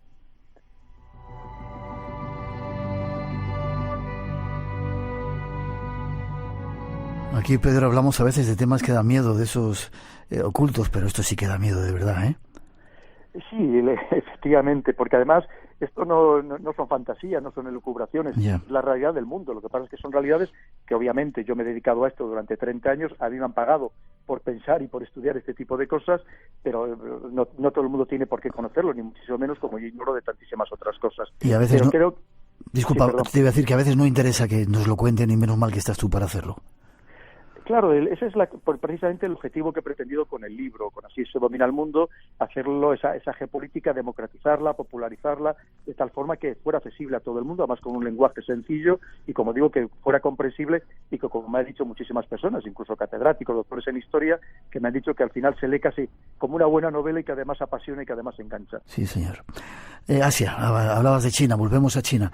Fronteras, no sabía que tenía tantas: Corea del Norte, Rusia, Mongolia, Kazajistán, Kirguistán, Tayikistán, Afganistán, Pakistán, India, Nepal, Bután, Myanmar, Laos, Vietnam, y bordes marítimos con Japón, Corea del Sur, Filipinas y Vietnam. Una potencia económica, una potencia a nivel de habitantes. ¿Es un peligro? Así por lo menos lo entiende Estados Unidos, porque el peligro sobre todo es para Estados Unidos. Pero es muy curioso lo que acabas de citar, porque eso significa que, por ejemplo, como tiene tantas fronteras terrestres, China se ha negado a aprobar o a firmar y a ratificar los convenios de provisión de las minas terrestres, porque obviamente tiene que tener parte de su frontera protegido con esas minas terrestres para evitar, en la medida de lo posible, cualquier invasión por esas fronteras. Bien, China preocupa a Estados Unidos sobre todo, pero nos debería preocupar también un poco más a los demás, porque claro, es que estamos hablando que China está en una situación relativamente similar a la que sufre Japón antes de la Segunda Guerra Mundial. Significa una superpoblación comparada sobre todo con el territorio y especialmente con los recursos disponibles. Y los que acabamos de comentar, el tema de las tierras cultivables. Eso significa que China tiene que conseguir recursos allí donde pueda si quiere mantener tanto la supervivencia de la población como el ritmo de producción industrial, que es lo que está sucediendo. Entonces, evidentemente, China intenta expansionarse, pero intenta expansionarse de una manera más astuta. Hay que pensar que en Europa ahora mismo está comprando buena parte de los sectores estratégicos, sobre todo los relacionados con la alta tecnología, y además tiene unos desarrollos tecnológicos que verdaderamente asustan, porque son desarrollos tecnológicos que están superando claramente además a Estados Unidos, aprovechando, entre otras cosas, la deslocalización de las empresas de alta tecnología que hemos llevado allí todos los occidentales. Seguimos un poco en Asia. Corea del Norte. Hay un personaje, Kim Jong-un, que de repente se pone bravo con Norteamérica y dice que la va a liar. ¿Cómo ves ese asunto? Corea del Norte y concretamente su régimen político lo que pretende es su supervivencia. Ellos aprendieron una lección muy importante, todo el mundo aprende, por supuesto aquí no hay nadie ignorante ni tonto en este mundo. Ellos aprendieron una lección, saben que si Irak se invade no es porque tuviera armas de destrucción masiva, sino precisamente porque carecía de ellas. Y sabe lo que le ha pasado. Pues, perdona, ahí nos mintieron claramente, ¿no? Absolutamente, por supuesto, pero además él sabe lo que le ha pasado a Libia, entonces ellos saben que como eran los siguientes de la lista, en esa lista famosa que tenía Estados Unidos, los únicos países que quedan de esa lista son Irán y Corea del Norte, porque incluso Sudán, que también estaba en la lista, en cierto modo ya se le partió, dividiendo, digamos, expoliándole, por así decirlo, separándole Sudán del Sur, y con lo cual pues también fue atacado en cierta manera. Con lo cual ellos saben que para no ser atacados o no ser invadidos, por lo que necesitan es disponer de armamento nuclear, porque es la verdadera arma de destrucción masiva. Lo demás, las armas biológicas, las armas químicas, bueno, pues tienen unos efectos que en ningún caso llegan a ser los efectos de las armas nucleares. Y es cierto, Pedro, que detrás de muchas de las guerras, con todas las mentiras que nos meten, hay intereses económicos, es decir, porque hay petróleo en un país, porque hay coltán, porque hay determinadas materias primas que interesan y lo maquillan con, yo qué sé, otro tipo de afirmaciones. Así es, y además el lector, tampoco le vamos a descubrir todo, pero verá cuando lea el libro, pues como fueron a la guerra de Libia para atacar a Gaddafi, que se le demonizó hasta la saciedad, y evidentemente los intereses que había detrás eran mucho más espurios, no tenía nada que ver con implantar la democracia al día siguiente, que vemos que no solamente no se ha implantado, sino que se ha destruido completamente un país que funcionaba relativamente bien. Pero claro, es que, por ejemplo, Corea del Norte, que acabamos de hablar de Corea del Norte, está demostrado que tiene unos recursos minerales absolutamente fabulosos, que además en algunos casos, como puede ser el tungsteno, el wolframio, ya era conocido incluso antes de la Segunda Guerra Mundial. Claro, obviamente interesaría tener un gobierno que fuera mucho más afín a ciertos países para poder extraer esos recursos de un modo más beneficioso. Y así, con eso se juega, lo hemos visto pues en todos los escenarios, que donde hay además, donde en Afganistán sucede algo similar, en Ucrania estamos hablando que tiene más de 200 minerales, algunos importantísimos, con 20.000 yacimientos, y obviamente esos lugares pues que son muy golosos, son muy apetitosos, y casualmente es donde existen los conflictos. Esta noche, en Espacio en Blanco. Él ve una sombra cruzando, no se puede dormir, finalmente se duerme a eso de las 4 de la mañana, y a las 5 de la madrugada vuelve a tener la misma pesadilla, de la misma manera, es decir, él con un cuchillo de cocina asesinando personas que nunca ha visto en su vida. Y esto es una de las partes más extrañas del caso, como luego vamos a tener ocasión de ver. Y el caso es mucho más terrorífico de lo que yo en principio podía pensar. 24 horas de Radio Nacional, en la radio pública, todos los datos, macro y todos los puntos de vista, Partido Popular, todas las reacciones, Socialista, Podemos, Ciudadanos, toda la información, lo que está pasando en nuestro entorno inmediato y más allá de nuestras fronteras. 24 horas con Miguel Ángel Domínguez. Todas las circunstancias de la crónica del día para que... De lunes a viernes a las 7 de la tarde y hasta la medianoche, las 11 en Canarias. Es hora de Radio Nacional de España.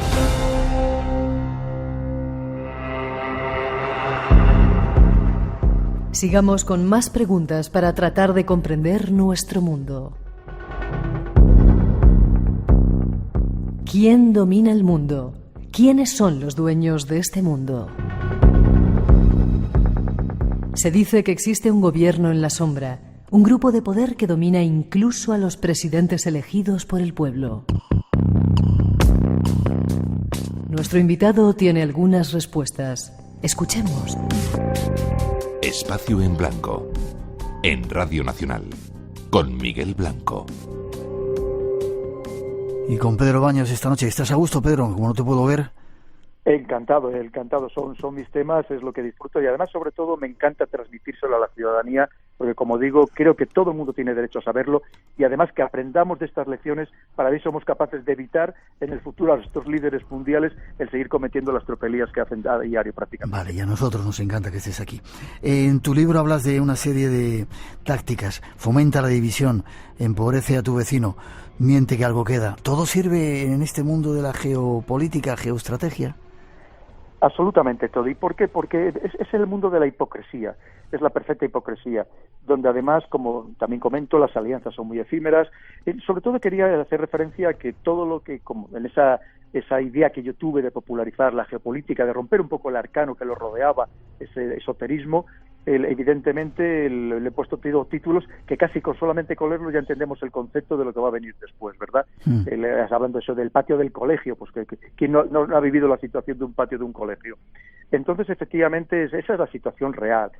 Como digo muchas veces, pues cuando se quiere intervenir en algún país por intereses de las grandes potencias, pues se nos reviste, como decía antes, pues de ir a esa búsqueda de la libertad, la democracia, los derechos humanos, y vemos que en realidad hay muy poco de eso detrás, de la auténtica realidad, lo que existe en el fondo. Otro capítulo más en tu libro, Los pobres.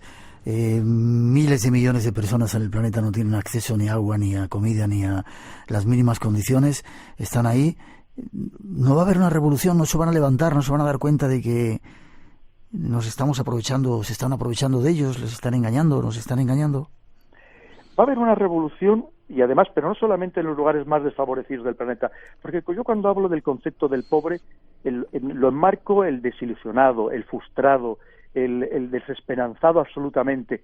Pero es que eso los tenemos en Europa, no hay que ir muy lejos. Aquí tenemos a nuestros jóvenes, en gran parte de ellos, realmente muy desilusionados. Pero es que además me gustaría que nuestros líderes aprendieran de las lecciones de lo que está sucediendo, pero sin ir más lejos. Ya no vamos a ir a las revueltas árabes del 2011. Hemos visto lo que acaba de pasar en Irán, hace muy pocos días en Túnez, que la juventud que está tremendamente descontenta. Es que en Túnez el 60% de los licenciados resulta que están en el paro, pero además sin ningún futuro. Evidentemente eso es, y más la gente joven, eso siempre es un germen para que surjan las revoluciones. Y además hoy en día, teniendo en cuenta que todo el mundo ya no pasa como antes, que la gente vivía en su pequeño ambiente y de ahí no salía. Es que hoy en día todo el mundo ve la televisión, todo el mundo ve internet, y evidentemente eso genera lo que yo llamo una percepción de injusticia que desde luego aboca a la revolución. Ya, pero sin embargo sí hay esos poderes que ahora entraremos en ellos, que se encargan de que esos jóvenes estén tranquilos, estén con los teléfonos móviles, les den pequeñas pildoritas para que estén, se olviden un poco de su situación personal, ¿no? Intentan adormecer a las sociedades, sin lugar a dudas, y además, incluso me atrevería a decir hasta con las drogas, pero hay que tener en cuenta que se está creando una sociedad sostenida artificialmente, una sociedad falsa. Estamos hablando de personas que, aunque estén sostenidas incluso por el Estado, no están cotizando al sistema de seguridad social, al sistema de pensiones, y eso no somos conscientes del futuro que se avecina, de lo que todo eso, el significado que tiene. Y además, sobre todo, personas que, en cierto modo, aunque estén sostenidas artificialmente, terminan odiando a las sociedades que así les mantiene, porque lo importante, lo bonito, lo satisfactorio para una persona es ser capaz de demostrarse a sí mismo que puede valerse por ellos, y no solamente porque alguien les sostenga artificialmente.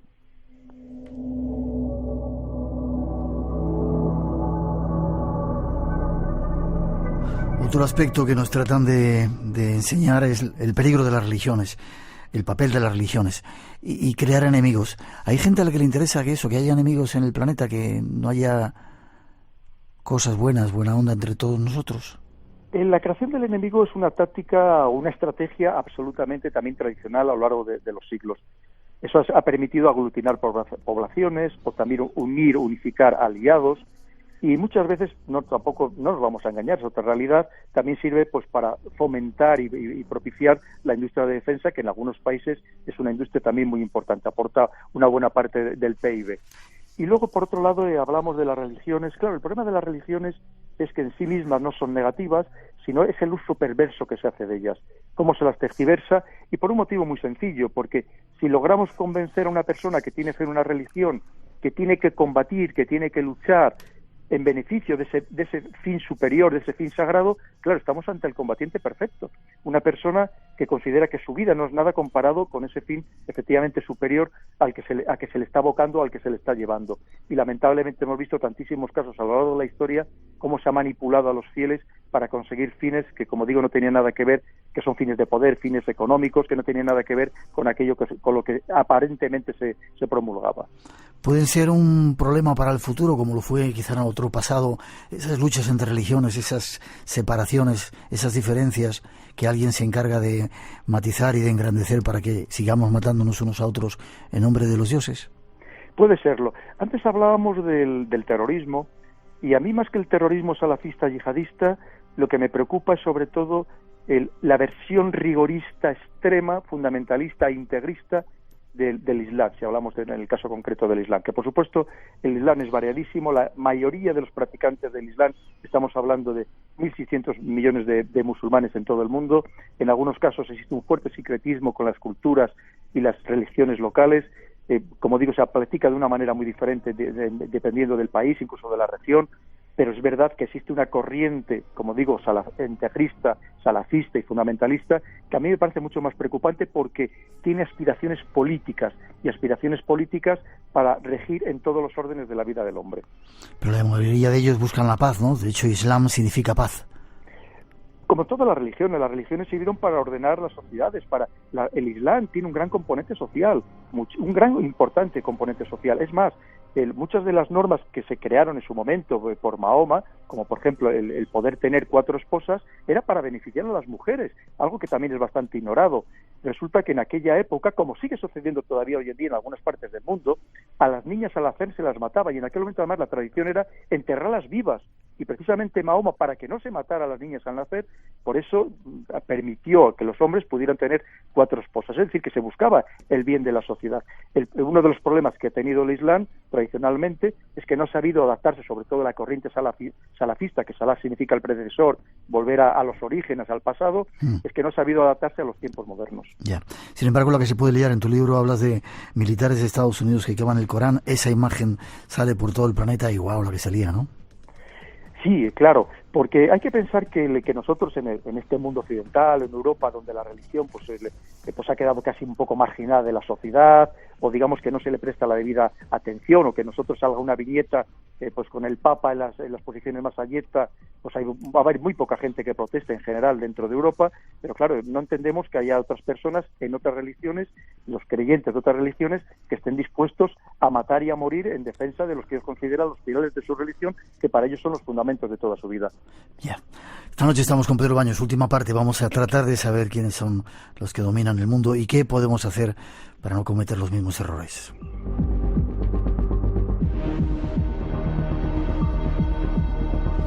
Pedro, pues no sé si puede ser o dar claves de quiénes son los dueños del mundo. Hablamos hace poco tiempo en el programa de los cárteles de la droga, que son los que realmente tienen dinero, cantidades ingentes de dinero físico. Ellos controlan el mundo. El Club Bilderberg, ¿quiénes son los grandes banqueros? Claro, los cárteles de la droga tienen mucho dinero y lo tendrán seguramente en paraísos fiscales. Lo que hace falta saber es qué bancos en esos paraísos fiscales controlan ese dinero de los narcotraficantes, o qué estados controlan esos bancos de esos paraísos fiscales que tienen el dinero de los narcotraficantes. Siempre hay algo detrás. Y hay que pensar que, una vez más, volvemos a los estados, volvemos, por supuesto, también a grandes grupos económicos, que son los que de verdad pues controlan incluso estados enteros, en algunos casos. O en algunos casos, sobre todo, porque a lo mejor nosotros con nuestra visión católica no entendemos que en el mundo protestante, por ejemplo, dentro incluso del cristianismo, la unión entre la política y la economía es mucho más férrea de lo que nosotros, como digo, podamos entender. Pero dentro de eso también existen corrientes ideológicas, grupos ideológicos. Ahora mismo hay una pelea, el señor Putin y el señor Trump, incluso, que ellos pretenden imponer un mundo neoconservador, y enfrente pues hay otros neoliberales y están enfrentados entre ellos también, a su vez, a muerte, ¿no? Y cada uno intenta imponer un modelo de vida completamente diferente. Y muchas veces cuando hablamos del Club Bilderberg, yo creo que hay alguien por encima que controla a los del Club Bilderberg. Todo el que salga en fotos, todo el que salga haga entrevistas, desde luego ese yo creo que controla bastante poco. Pero pasa, ahora mismo está el foro de Davos, el Foro Económico Mundial, pero claro, todo eso que veamos, esas cumbres que vemos públicas que salen en televisión, eso no es lo importante. En ese foro concretamente, los que de verdad está manejando al mundo son las reuniones que hay en paralelo en las salas privadas, además que algunos pagan fortunas por poder acceder a esas pequeñísimas reuniones de petits comités, y esos ahí de verdad los que están manejando los hilos de la economía. ¿Y quiénes son? ¿Banqueros? ¿Políticos? Pues una mezcla de todo un poco, pero sobre todo la gran economía. Yo concretamente hablo en el libro de la familia Rothschild. Estamos hablando que la familia Rothschild se entiende que actualmente puede estar compuesta por 200 integrantes, 200 miembros, y en cambio nadie sabe ni siquiera dónde están. No es que salgan, aparezcan en ningún medio, ni siquiera nadie sabe dónde están. Ese es el verdadero poder. Esos son los que están detrás de los que manejan, como hablamos, los entresijos de toda la economía mundial. Ya. Es decir, que hay gente que de repente se sienta y decide cómo va a ser el mundo en los próximos años, y los seres humanos que mueran somos efectos colaterales. Esa es la triste realidad. Y además, me quiero insistir, si me lo permites, en la situación dramática de Siria, por intereses geopolíticos regionales y mundiales, que allí también está combatiendo Estados Unidos y Rusia, y además también por intereses económicos. Podríamos hablar hasta de trazados de oleoductos, de gaseoductos, todo el significado que tiene Siria en este momento. Y claro, evidentemente hemos permitido todos somos en parte culpables, que haya muerto más de medio millón de personas, y que 10 millones de personas, la mitad de la población de Siria, esté desplazada de sus hogares. ¿Y todo para nada? Pues lamentablemente para nada, porque probablemente queda en tablas el escenario, de ahí salta en otro escenario, que todavía queda otro escenario que lo tenemos también muy próximo, que es Ucrania, que de momento está latente, en cierto modo, esperando a ver el resultado de Siria, y al final, pues efectivamente, solamente para causar dolor, para causar tristeza, para causar desastres humanitarios tan terribles. Por supuesto, primero las personas que lo han padecido directamente, pero que incluso nosotros, los europeos, pues vemos que también incluso nos está fragmentando, nos está dividiendo por todo el problema que ha significado la llegada de esos refugiados procedentes principalmente de Siria a Europa. Antes de terminar, no me quiero marchar sin preguntarte, me lo dicen algunos de los oyentes, Trump, el presidente Donald Trump, ¿es un peligro? ¿O no le van a dejar moverse mucho? Porque sale demasiado en la foto. Efectivamente, sobre todo estamos en un mundo de una incertidumbre absoluta, y además el propio Trump propicia esa incertidumbre. Es un gran maestro, un gran dominador de los medios de comunicación. Yo creo que lo hace intencionadamente para todos los días abrir los telediarios, pero hay que pensar que Estados Unidos no hace nada muy diferente a lo que hacía el señor Obama. Pongo muchos casos, muchos ejemplos en el libro, como Obama aparentaba una cosa y en realidad era otra muy diferente.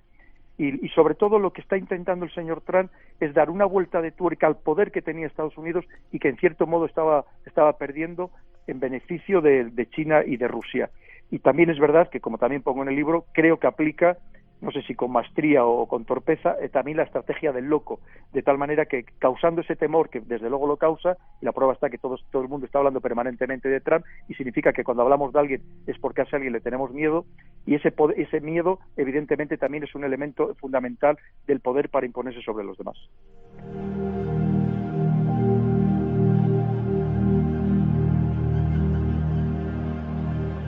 Terminamos. ¿Cómo ves el mundo, Pedro? Nuestro próximo futuro cercano. Pues lo vemos en un mundo complejo, muy complejo, además con una incertidumbre absoluta, con lo cual es muy difícil hacer un pronóstico. Podemos pensar que evidentemente va a seguir habiendo muchos problemas en Oriente Medio, que Ucrania a cualquier momento se puede volver otra vez a reabrir, que el Cáucaso es otro polvorín, algunos lugares de Asia, por supuesto en África, por supuestísimo, va a haber guerras permanentes, incluso pasado el tiempo, no digo que inmediatamente, habrá un enfrentamiento mucho más importante entre China y en Estados Unidos. Vivimos en una situación que además, como digo, tremendamente convulsa, pero además donde los acontecimientos se aceleran con inusitada rapidez, como no había sucedido jamás. Es verdad que siempre ha habido esa incertidumbre, pero nunca había pasado que puede soltar una chispa. Estamos comentando que es Estados Unidos y Corea. Mañana puede haber un incidente, a lo mejor simplemente un accidente, y que eso puede generar el inicio de una guerra, y una guerra que pueda ser tremendamente mundial, lo que desde luego implica a muchísimos países. Por lo tanto, como digo, sobre todo es una situación de mucha incertidumbre y tremendamente volátil. ¿Y qué podemos hacer para terminar, para que vivir en un mundo, no sé, más blanquito para todos? Pues lo primero es conocer la problemática, y yo creo que eso, no meter tanto la cabeza dentro del hoyo, y por lo tanto, o quitarnos un poco la venda de los ojos, que muchas veces nos la hemos autoimpuesto. Por lo tanto, yo creo que lo mismo que la democracia nos ha permitido a los ciudadanos ejercer el control sobre la política, yo creo que hoy en día los ciudadanos del mundo también debemos ser conscientes que debemos ejercer un control sobre la geopolítica y, en cierto modo, refrenar esos intereses de todos estos países o de estos líderes, o al menos intentarlo, aunque sé que es muy utópico, para que sigan dejando de producirse todo este tipo de desastres humanitarios.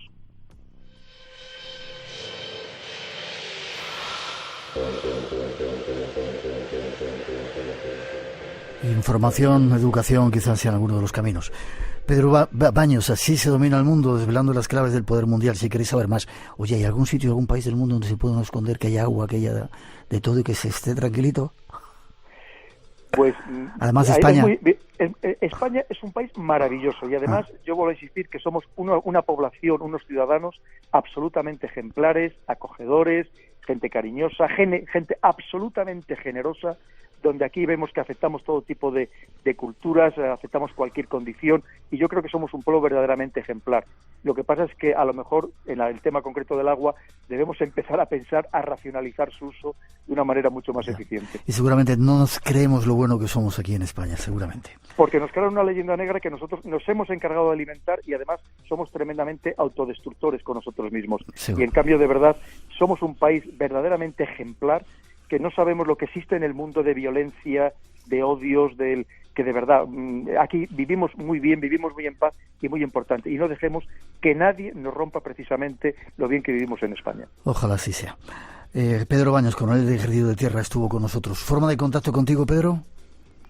Pues tengo un correo electrónico, el director @geostratego.com. Tengo también una página web que se llama geostratego.com, donde también a través de ahí me pueden contactar, y por supuesto yo siempre respondo, aunque hay veces que no con la suficiente celeridad por el ritmo de vida que llevo, pero siempre respondo a todo el mundo, y encantado de que cualquiera me pueda contactar. www.geostratega.com. Espero, Pedro, que hayas disfrutado estando con nosotros. Para nosotros ha sido un placer. Te deseo lo mejor y seguiremos tu pista para seguir hablando de todo ello. Pues ha sido un auténtico placer, y hasta cuando queráis. Encantado. Un fuerte abrazo. Hasta pronto. Un abrazo. Espacio en Blanco. Buscamos respuestas a los misterios de los hombres y las mujeres del siglo XXI. En Radio Nacional de España, con Miguel Blanco. Las plagas. El trigo hace 7 años. La ocra este año. Ahora solo hay maíz. Y cultivamos más que nunca. Bueno, pero como pasó con las patatas en Irlanda y con el trigo durante el Dust Bowl, el maíz desaparecerá. Pronto.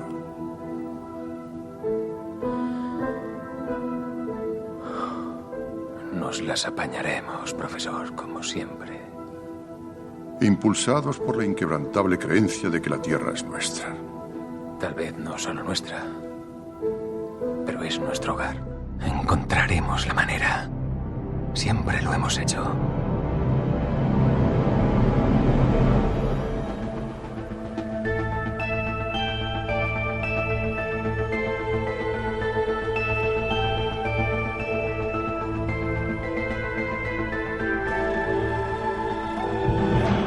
Vamos a hacer una pausa en este programa especial para la información. Llegan las noticias de las 3. Las 2 en las Islas Canarias, pero va a ser solo el tiempo justo para cambiar el decorado de nuestro estudio y salir de viaje hacia la búsqueda de la Amityville de Málaga, ya veréis. Un tema espeluznante, y después llegará también Rasputín. Redes sociales abiertas, Blanco Radio en Face y en Twitter, con los saludos para todos los que estáis ahí, los saludos también para los que nos descargáis en el Face. Perdón, en el podcast, ya no sé ni lo que digo. Serán solo unos minutos, enseguida regresamos. Hay mucho más espacio en blanco todavía aquí en Radio Nacional. Enseguida volvemos.